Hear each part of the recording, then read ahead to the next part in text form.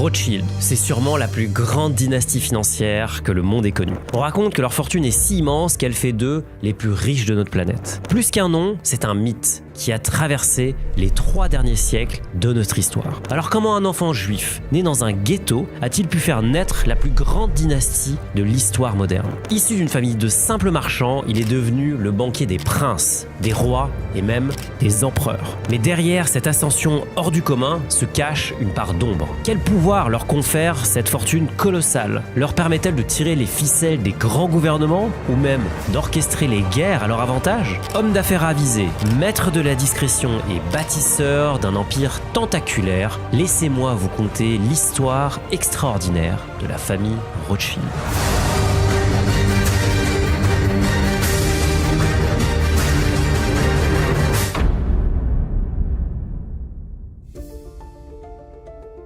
Nous sommes en 1744, ghetto juif de Francfort, dans la Judengasse, littéralement la ruelle des Juifs. Une ruelle étroite, insalubre, entourée de murs et de portes fermées chaque soir, chaque dimanche et chaque jour de fête. Dans cette rue vivent 3000 Juifs entassés. Parmi ces maisons, une arbore un bouclier rouge, Rothschild en allemand. Ici, les Juifs sont soumis à des restrictions strictes. Ils ne peuvent pas posséder de terre, ni exercer la plupart des métiers prestigieux comme avocat, notaire, ou même des métiers manuels comme menuisier ou forgeron. Leur survie dépend des activités liées à la finance et au commerce, comme par exemple les prêts d'argent ou de la numismatique. La numismatique, ou l'étude des monnaies, est essentielle dans un saint empire où chaque ville frappe sa propre monnaie. Dès son plus jeune âge, Meyer manifeste un intérêt vif pour le commerce et la numismatique. À 10 ans, il apprend à évaluer des pièces rares aux côtés de son père. Il manipule toutes sortes de monnaies, les florins, les thalers, les louis d'or, les carolus ou encore les ducats. Malgré son âge, la numismatique n'a déjà plus de secret pour lui. Mais la vie ne lui fait pas de cadeau. À 12 ans, Meyer perd ses 2 parents en l'espace de quelques mois. Orphelin, il est confié à des oncles qui reconnaissent son potentiel et décident de l'orienter vers un avenir plus prometteur, la finance. À seulement 13 ans, Meyer est ensuite envoyé à Hanovre comme apprenti chez les Oppenheim, une riche famille juive. À leur côté, il découvre le métier de juif de cour, un statut qui permet aux juifs de jouer un rôle crucial dans l'économie. Dans une époque où les systèmes bancaires n'existent pas encore, ils deviennent les banquiers des princes. C'est grâce à eux que les souverains peuvent financer des dépenses extravagantes comme les bijoux, mais aussi les guerres et l'achat d'armes. Quand il découvre ce statut, il comprend que c'est son échappatoire à la condition misérable du ghetto de Francfort. Pour Meyer, le chemin de la liberté et de la prospérité va passer par la voie de la finance. Après 7 ans d'apprentissage, il retourne à Francfort, dans son ghetto, à l'âge de 20 ans. Il reprend la boutique familiale et vend monnaie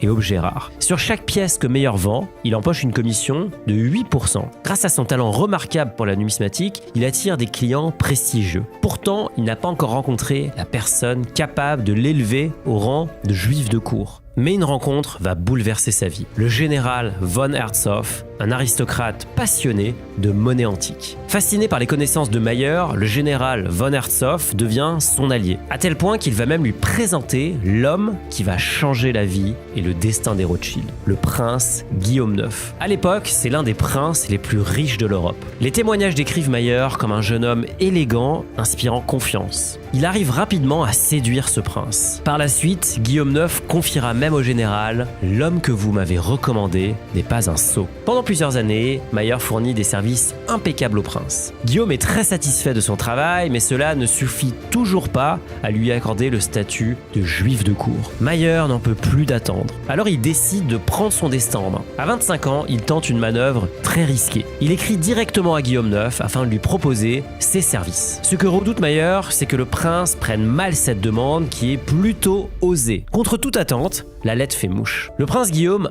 impressionné par l'audace de Meyer, lui accorde enfin le statut tant espéré de juif de cour. Pour Meyer, c'est une consécration. À seulement 25 ans, il devient donc officiellement le fournisseur du prince. Grâce à son nouveau statut, Meyer Rothschild voit sa richesse croître à un rythme incroyable. Sa petite maison de la Judengasse commence à se remplir de sacs d'or. Ses revenus explosent à tel point qu'il devient l'un des hommes les plus fortunés de Francfort. Mais Meyer voit voit déjà beaucoup plus grand. À la veille des guerres napoléoniennes, il rentre dans le commerce des chairs à canon. En effet, Mayer gagne des sommes considérables en s'occupant des paiements liés à la vente de soldats arrachés à leur famille et envoyés de force à la guerre comme s'ils étaient des simples marchandises. Plus il y a de morts ou de blessés au combat, plus le système rapporte. Plus ses coffres se remplissent, plus il comprend que pour aller plus vite, il devrait se tourner vers un domaine encore plus lucratif, les prêts.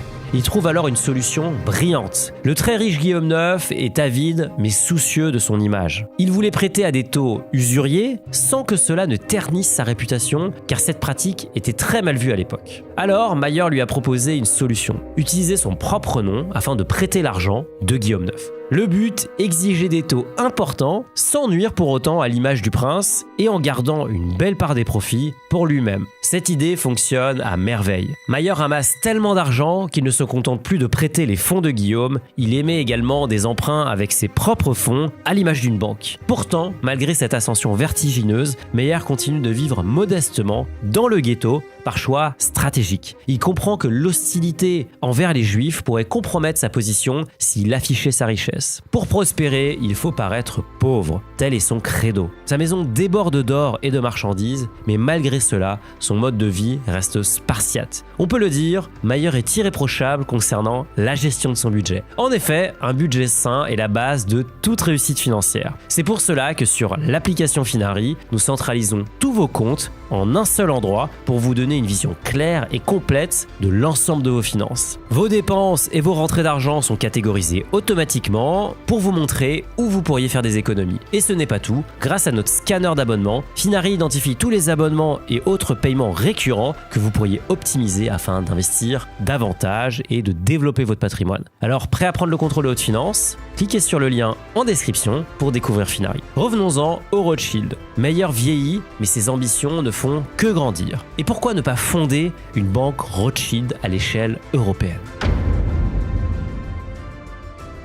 Mayer a maintenant 67 ans. Pour créer cette banque à l'échelle européenne, il mise sur ses 5 fils. Le 27 septembre 1810, c'est chose faite. Un contrat d'association qualifié d'irrévocable est conclu entre Mayer et ses fils. Les filles, elles, sont complètement hors jeu sur cet échiquier familial. Même leurs maris et leurs descendants n'hériteront de rien. La stratégie de Mayer rappelle celle mise en place par les célèbres banquiers florentins du XVe siècle, les Médicis. Ces derniers avaient envoyé les membres de leur famille dans différentes villes pour y établir des filiales, des comptoirs de l'économie de l'époque. Comme les Médicis, les 5 fils de Mayer ont baigné dans l'univers bancaire. Ils ont grandi dans la boutique familiale, absorbant les enseignements de leur père, discipline, discrétion et audace. Ils sont donc envoyés dans les 5 grandes capitales, chacune choisie pour son importance géopolitique et économique, et ils fondent les branches qui porteront leur nom. Anselm reste à Francfort, gardien du siège historique de la famille, sous le nom de Rothschild und Söhne. Salomon s'établit à Vienne, le cœur de l'Empire austro-hongrois, et fonde SM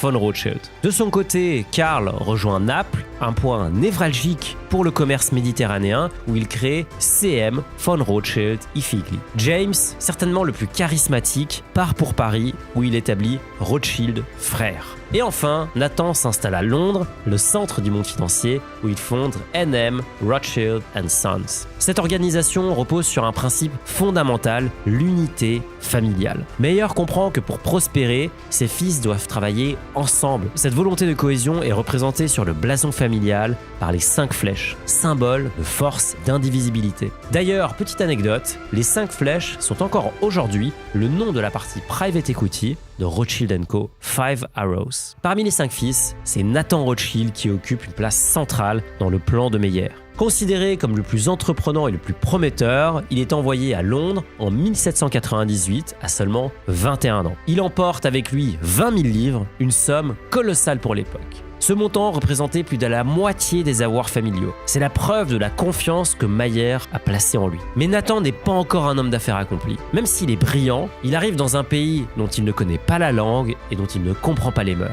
En plus, il est désordonné et ne tient pas très bien les livres de compte de sa banque. Son père meilleur le met en garde. Tu as l'intelligence, mais le manque d'ordre peut transformer un milliardaire en mendiant. Nathan se retrouve rapidement confronté à un défi de taille, intégrer les cercles financiers londoniens tout en établissant une réputation solide pour les Rothschild. Et c'est ce qu'il va faire au début des années 1810. À une époque marquée par les guerres avec Napoléon Ier, Nathan réussit un tour de force en devenant le banquier principal de la coalition anti-française. En quelques années, il transfère plus de 40 millions de livres d'or à travers l'Europe, vers des villes comme Vienne, Berlin ou encore Saint-Pétersbourg afin de lutter contre Napoléon. Mais ce n'est que le début. Alors que les guerres s'enchaînent, Nathan voit une opportunité exceptionnelle de consolider sa fortune. Spéculer sur l'issue des batailles décisives. Nous sommes en 1815 et Napoléon affronte les forces alliées à Waterloo. La légende raconte que Nathan aurait utilisé son réseau de messagers afin d'obtenir des informations en avant-première sur l'issue de la bataille. Lorsque son réseau l'informe de la probable défaite de Napoléon, il joue un pari risqué. D'abord, il vend massivement ses actions, ce qui sème la panique sur les marchés londoniens. Les investisseurs pensent qu'il détient une information secrète sur une défaite anglaise et les cours chutent brutalement. Une fois que les cours sont au plus bas, Nathan rachète autant d'actions qu'il peut. Et finalement, lorsque la défaite de Napoléon devient officielle, les cours de la bourse de Londres explosent. Cette manœuvre audacieuse aurait permis à Nathan d'empocher des bénéfices équivalents à 600 millions d'euros au cours actuel. Un exploit qui lui aurait valu le surnom de Napoléon de la finance. Il faut quand même un peu nuancer. Cette histoire est certes fascinante, mais les éléments dont nous disposons maintenant laissent penser que c'est en réalité plutôt un mythe. Toujours est-il que la fortune des Rothschild ne fait qu'augmenter. Ils prospèrent partout en Europe. À Londres, à Paris, à Vienne, à Naples ou encore à Francfort, les 5 flèches de Mayer-Amschel s'imposent comme les banquiers attitrés des rois et des gouvernements. En 1836, quand Nathan s'éteint à Londres, il était considéré comme l'homme le plus riche du monde. Malgré sa mort, la dynastie ne faiblit pas. Pendant que le monde de la finance n'avait Dieu que pour ce génie, l'un de ses frères, James Rothschild, œuvrait dans l'ombre en France et écrivait le prochain chapitre de la famille Rothschild. En 1830, l'Europe est en pleine révolution industrielle. Des machines à vapeur sillonnent les campagnes et les usines vibrent au rythme des engrenages. Mais pour beaucoup, ces avancées inquiètent autant qu'elles fascinent. Les locomotives, avec leur fumée noire et leur sifflement strident, sont vues comme des monstres. Ces monstres menacent la santé et les emplois. James Rothschild, lui, voit bien plus loin. Envoyé par son père meilleur à Paris, il perçoit dans le chemin de fer un potentiel révolutionnaire. Relier les grandes villes françaises et européennes afin de propulser l'économie et faciliter les échanges. À une époque où les Rothschild brillent dans les emprunts pour les États, ce pari industriel est risqué et presque incongru. Mais James en est convaincu, cette innovation deviendra le pilier d'un nouvel âge d'or. Mais comment convaincre une société encore méfiante d'adopter une vision aussi bouleversante et choquante? Lancer l'industrie ferroviaire en France n'a rien d'évident. Les élites politiques rechignent à investir, les syndicats s'insurgent et les concurrents financiers cherchent à saboter ces ambitions. Plonger dans les chemins de fer, c'est accepter de bloquer des sommes astronomiques pour des décennies, un choix radical pour une famille habituée à des investissements rapides et sûrs. Pour convaincre, James joue habilement de son influence. Il transforme ses réceptions dans son hôtel particulier rue Laffitte à Paris en outil stratégique. Dans ces réceptions, des personnalités influentes de l'époque comme Balzac plaident en faveur des chemins de fer. Et James ne s'arrête pas là. Il emmène ensuite les politiciens observer le succès des chemins de fer en Angleterre afin de leur prouver concrètement la puissance économique du rail. Après des mois de lobbying, il remporte une première victoire, les concessions pour la ligne Paris-Versailles. Mais le chemin est encore long. Le 24 août 1837, la première locomotive s'élance entre Paris et Versailles sous les applaudissements d'une foule émerveillée. Ce succès va galvaniser James. En 1845, il fonde la Compagnie du Nord, un réseau reliant Paris à Lille et par extension à l'Europe entière. Cette entreprise transforme Paris en hub ferroviaire et alimente l'essor économique de la région. Mais James voit beaucoup plus grand. Il diversifie ses activités, métallurgie, exploitation minière et transport de marchandises. Cette nouvelle richesse lui permet d'acquérir des propriétés somptueuses comme le château de Ferrières ou encore l'hôtel particulier de la rue de Florentin. Son hôtel particulier rue Laffitte, lui, devient le centre névralgique d'un empire où ministres et industriels se croisent. Mais en 1848, l'Europe bascule dans le chaos. Les révolutions entraînent des grèves et des sabotages paralyse les réseaux. La Compagnie du Nord, le joyau de James, vacille. À Paris, tout le monde est ruiné, écrit le journaliste Léon Fauché, qui porte bien son nom. Les banquiers tombent les uns après les autres, Rothschild reste seul debout, mais saigné à blanc. Cette incroyable résistance, James la doit à la solidarité indéfectible des 5 flèches, qui représentent l'unité des frères Rothschild. Face à la tourmente française, la branche londonienne lui prête de l'argent pour permettre à la Compagnie du Nord de passer la crise. Une fois sauvée, l'entreprise repart de plus belle. Les profits explosent et James devient une figure incontournable de la finance européenne. Sa fortune colossale lui vaut le surnom, ni plus ni moins, de demi-dieu de la finance. Son fameux hôtel particulier, rue Laffitte, sera quant à lui qualifié de ministère des Finances de l'ombre. Avec une fortune personnelle de plus de 40 millions de francs, il laisse à ses descendants une responsabilité colossale.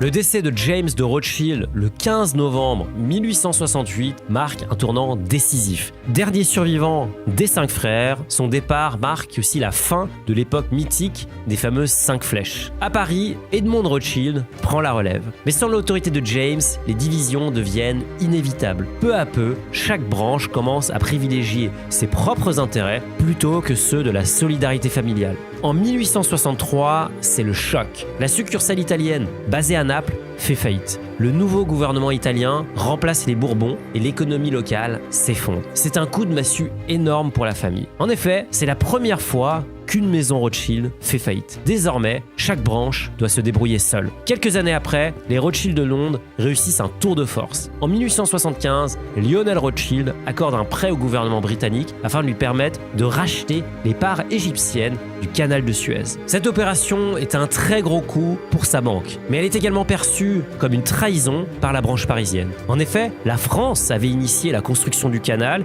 et voit cet acte comme une humiliation nationale. Et cette fracture va bien au-delà d'un simple différend financier. Elle marque le début d'une rivalité grandissante entre la branche londonienne et la parisienne, autrefois alliées. Pendant que Londres s'impose sur la scène mondiale, Paris cherche à rebondir en explorant de nouveaux secteurs industriels comme le pétrole. Les Rothschild parisiens parviennent à dominer le marché pétrolier européen. Ils investissent massivement dans les raffineries en Russie et acheminent du kérosène à travers l'Europe. Mais cette suprématie attire un adversaire redoutable. Une autre famille, parmi les plus riches du monde, j'ai nommé les Rockefeller, les fondateurs de la Standard Oil.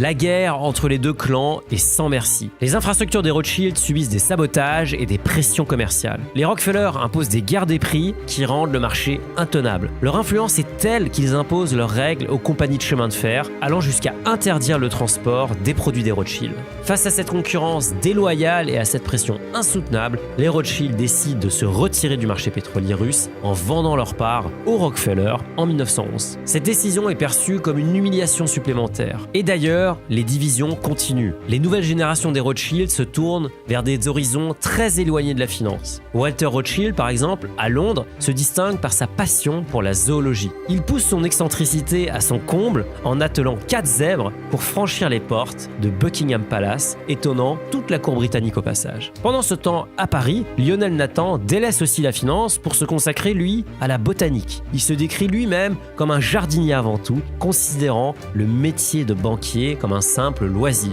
Cette 5e génération des Rothschild renonce à l'esprit pionnier qui animait jusqu'à là la famille. Cette perte d'ambition est critiquée. La nouvelle génération des Rothschild est à pleurer. Pourtant, même si leur influence financière diminue, les Rothschild conservent leur prestige. Malgré les crises, la dynastie résiste donc. Les branches londoniennes et parisiennes maintiennent une solidité importante. Année 1930, l'Europe est en crise. Les tensions sociales et économiques exacerbent les idéologies extrêmes. Les Rothschild deviennent des symboles. Pour les communistes, ils incarnent les riches qui pillent les travailleurs. Pour les nazis, leur richesse et leur identité juive en font une cible parfaite. En 1933, Adolf Hitler arrive au pouvoir en Allemagne et s'apprête à déclencher la plus grande guerre de l'histoire de l'humanité. Il commence par annexer l'Autriche envahit la Pologne et en 1940, il envahit la France, plongeant l'Europe dans le chaos. Certains membres des Rothschild choisissent de fuir le pays, tandis que d'autres, comme Guy de Rothschild, s'engagent afin de défendre le pays. Officier dans l'armée française, il combat sur le front avant la débâcle de 1940. Lorsque Paris tombe aux mains des Allemands, les Rothschild deviennent donc des cibles évidentes. Le régime nazi et le gouvernement de Vichy organisent un véritable pillage. Le château de Ferrières et l'hôtel particulier de la rue de Florentin sont réquisitionnés. Même les entreprises familiales sont saisies. Les œuvres d'art, parmi lesquelles des tableaux de Vermeer, Rembrandt ou encore Goya, sont confisquées. 42 caisses remplies de ces trésors partent pour l'Allemagne. La moitié de ces caisses sont destinées à Hermann Göring, le lugubre bras droit de Hitler. Plus d'un siècle d'investissement sera pillé en seulement quelques mois. La première chose qu'ils font, ils ont les adresses. Ils rentrent dans Paris le 14 juin 1940. Ils savent où ils vont.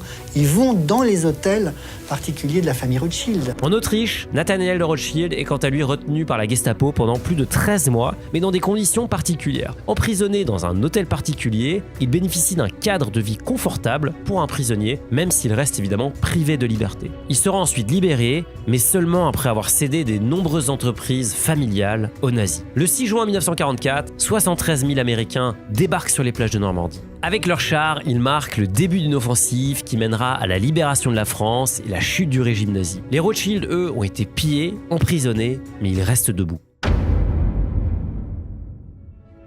En 1945, le descendant de la troisième génération de la branche française, Guy de Rothschild, s'attelle à une tâche colossale. À seulement 36 ans, il entreprend de reconstituer l'empire familial pillé et dispersé pendant la guerre. L'État français, ruiné, ne les indemnisera qu'à hauteur de 10% du montant pillé. La priorité de Guy, c'est de récupérer les actifs qui ont été confisqués, comme par exemple la Compagnie des chemins de fer du Nord, le joyau du patrimoine des Rothschild. Il supervise aussi la restauration des propriétés emblématiques, à l'image du château de Ferrières, qui a été abandonné après l'occupation. En quelques années, les efforts de Guy redonnent à la famille son prestige. Il modernise la banque en sentant, et ce dès les années 50, l'impact qu'auront les nouvelles technologies sur la gestion d'une entreprise. Dans le même temps, Edmond Adolphe de Rothschild crée en 1953 la branche suisse Edmond de Rothschild, basée à Genève. Attiré par la stabilité et surtout la neutralité de la Suisse, il se concentre sur la gestion privée pour une clientèle ultra fortunée qui investit dans des projets prestigieux comme la station de ski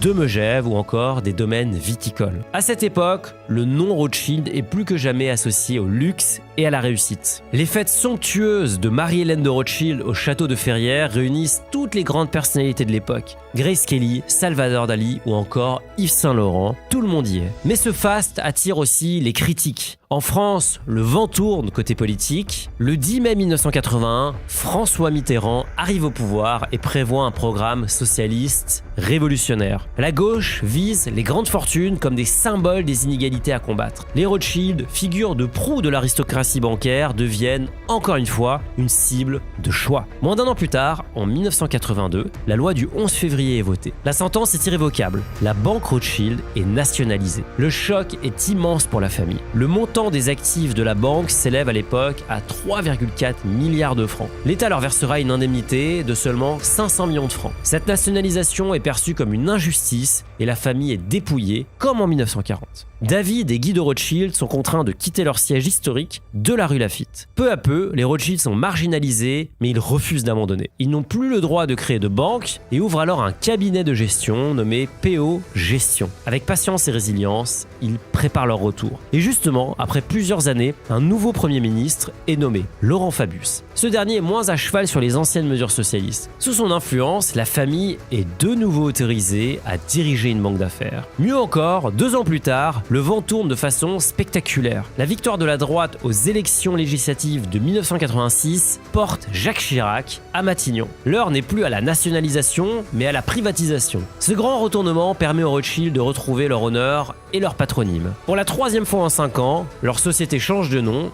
et PO Bank devient alors Banque Rothschild & Co, marquant un retour triomphal dans la finance. En 2003, une étape majeure est franchie avec la création de Concordia BV, une holding commune réunissant les branches parisiennes et londoniennes. Cette alliance stratégique vise à renforcer leur compétitivité face aux grandes banques d'affaires mondiales. Le nom Concordia fait écho à leur devise familiale Concordia, Integritas, Industria, unité, intégrité, industrie. En 2015, Concordia BV devient Rothschild & Co, symbolisant leur volonté d'unifier leurs images. Cette transformation provoque aussi des tensions. La branche suisse, Edmond de Rothschild, spécialisée dans la gestion de fortune, y voit une atteinte à son identité. Le conflit autour de l'usage du nom atteint son paroxysme en 2015, mais un accord est finalement signé en 2018. La branche franco-britannique conserve l'usage exclusif du nom Rothschild & Co, tandis que le site web rothschild.com est co-géré par les deux entités. Il faut bien le dire, les Rothschild, connus pour leur discrétion, se trouvent rarement impliqués dans des conflits publics tels que celui concernant l'usage de leur nom. Mais c'est d'ailleurs cette discrétion qui a toujours suscité des soupçons et des théories du complot, notamment en raison de leur lien étroit avec la politique française. La branche parisienne excelle dans l'art d'attirer des talents issus des hautes sphères de l'administration, souvent des énarques. Parmi eux, un certain Emmanuel Macron, alors jeune inspecteur des finances, rejoint Rothschild en 2008. Ce recrutement directement en rang d'associé ne s'explique pas par ses compétences financières, qui sont jugées correctes, mais bien par son carnet d'adresses impressionnant. Macron, surnommé le Mozart de la finance, devient millionnaire grâce au célèbre deal Pfizer qu'il aura piloté. Lorsqu'il reviendra en politique, beaucoup y verront un conflit d'intérêts. Cela ne manquera pas de faire un scandale et de renforcer l'image des Rothschild comme l'un des faiseurs de rois de la Ve République. Mais au-delà des polémiques, ce qui frappe, c'est tout ce que contrôle encore aujourd'hui la famille. Côté finance, Rothschild & Co est présent dans 43 pays et emploie plus de 4200 personnes. Son activité se divise en 3 branches. La première, c'est le conseil financier. Ils accompagnent les entreprises, les gouvernements ou encore les familles dans des opérations de fusion-acquisition ou de restructuration. Cette branche opère principalement au Royaume-Uni, en France et même aux États-Unis où ils opèrent sous le nom de Rothschild & Co US. Côté private equity, ils sont présents en France et au Royaume-Uni avec leur fameuse branche Five Arrows. Et enfin, la branche banque privée qui gère le patrimoine de clients fortunés. Ils sont particulièrement actifs en Suisse et en France avec Rothschild Martin Morel. Dans le domaine viticole, la famille Rothschild est également très impliquée. Ils possèdent parmi les domaines les plus prestigieux au monde comme Château Lafite Rothschild ou encore Château Mouton Rothschild à Bordeaux qui produisent des crus parmi les plus réputés de la planète. Enfin, au niveau immobilier, on retrouve des propriétés emblématiques comme le château de Ferrières qui a traversé les âges ou encore la station de ski de Megève. Quant à leur fortune, elle est presque impossible à estimer. Elle est répartie entre de nombreux descendants et investie dans des secteurs très variés, souvent privés et difficiles d'accès. Cette discrétion légendaire alimente toutes les spéculations. Les estimations vont de chiffres plutôt réalistes comme 500 milliards d'euros à des montants totalement extravagants comme 20 000 milliards d'euros. En l'espace de 250 ans, la famille Rothschild a su transformer l'héritage de Mayer-Amschel en un véritable mythe. Leur nom a traversé 2 siècles et toutes les guerres. Une chose est sûre, les Rothschild restent une dynastie unique dans l'histoire. Alors, visionnaire ou banquier cupide? À vous de débattre dans les commentaires. Si cette histoire vous a plu, je vous laisse avec l'histoire d'un homme d'affaires breton que vous connaissez tous. Cet héritier d'une dynastie industrielle a su transformer une entreprise en difficulté en un mastodonte. Il est même parvenu à s'emparer de grands médias comme Canal+, C8 ou encore Europe 1. Son nom, Vincent Bolloré.